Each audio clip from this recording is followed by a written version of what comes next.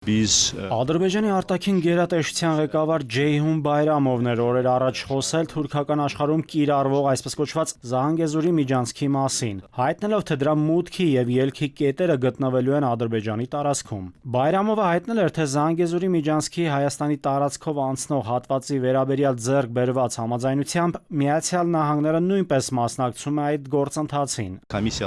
Բանակցությունները հիմնականում ընթանում են Միացյալ Նահանգների եւ Հայաստանի միջև, քանի որ այս հարցը վերաբերում է Հայաստանի տարածքին։ Միևնույն ժամանակ իրողությունը այն է, որ այս միջանցքի թե մուտքի, թե ելքի կետերը գտնվում են Ադրբեջանի Հանրապետության տարածքում։ Հայաստանի արտաքին գործերի նախարարությունից մամուլի քարտուղարի մակարդակով արձագանքել էին Բայրամովին, նշելով, որ Հայաստանի տարածքում գործելու է թրիփ նախագիծը, որի կարգավորումները նախատեսված են Հայաստանի եւ ԱՄՆ-ի միջև մայիսին ստորագրված շրջանակային համաձայնագրում։ Հայաստանում քաղաքագիտական համայնքը հաճախակի բարձրաձայնում է, որ չի կարող ամերիկյան նախագիծը կյանքի կոչվել ԵԱՏՄ տարածքում։ Այն ըստ վերլուծաբանների հակասում է ԵԱՏՄ կանոնակարգը։ Հայաստանի արտաքին գերատեսչությունից սակայն հայտարարեցին, թե Սյունիքի մարզով Ադրբեջանը Նախիջևանին կապող թրիփը գործելու է ԵԱՏՄ տարանցման կանոնակարգերին համապատասխան։ ԱՄՆ պետդեպարտամենտից եւս արձագանքել են թրիփի ԵԱՏՄ կանոնակարգի շրջանակում հնարավոր գործարկմանը։ Թրիփը պահպանում է Հայաստանի ինքնիշխանությունը, տարածքային ամբողջականությունը եւ իրավազորությունը, սահմանային անվտանգության եւ մաքսային բոլոր գործառույթները մնում են Հայաստանի վերահսկողության ներքո։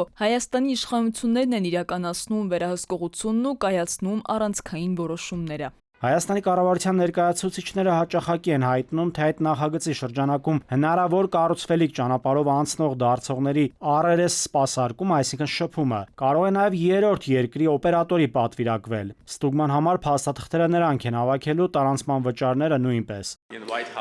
Ալիևն այս անգամ էլ օկուպացված Շուշիում մի լավ գովել է Թրամփին, հայտնելով, թե Հայաստանի եւ Ադրբեջանի հարցում նրա դերը շատ կարևոր էր։ Ըստ Ալիևի, Հայաստանի եւ Ադրբեջանի միջև բանակցային գործընթացի եզրափակիչ փուլում գտնվելու ընթացքում Թրամփն ու իր թիմը ստեղծեցին շրջանակ, որի շնորհիվ ըստ Ադրբեջանի նախագահի հնարավոր դարձավ խաղաղություն հաստատել։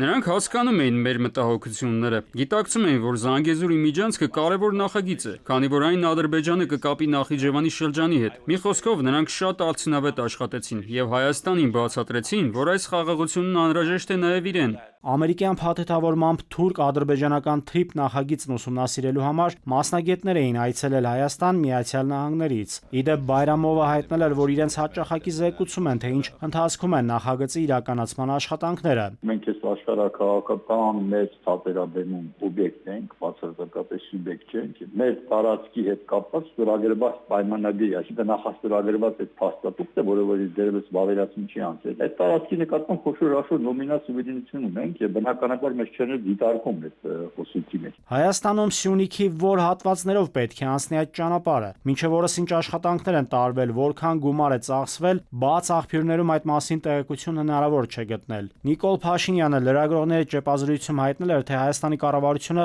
շարունակելու է աշխատել Իրանի, Ռուսաստանի, Վրաստանի, Ադրբեջանի, Թուրքիայի, Եվրոպական միության, Կենտրոնական Ասիայի երկրների եւ Չինաստանի հետ, քանի որ ըստ Փաշինյանի նախագիծը գլոբալ նշանակություն ունի։ Եվ ըստ Հայաստանի գործադիրի ղեկավարի, Հայաստանի կառավարությունը եւս ցանկանում է հնարավորինս արագ սկսել դրա իրականացումը։ Փաշինյանի ձևակերպմամբ արդեն այս տարվա աշնանը գետնի վրա կմեկնարկեն առաջին աշխատանքները։ Նաիրի Մուրադյան, ժամը լրատվական։